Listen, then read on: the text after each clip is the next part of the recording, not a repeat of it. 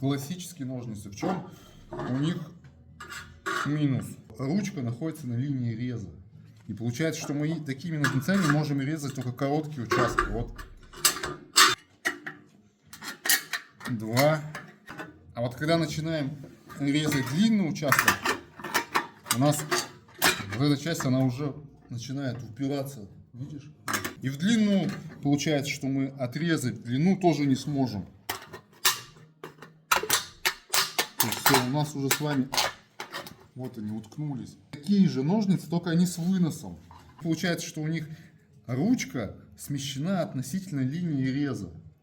Реза вот, а ручка уходит сюда вверх. Ими режем.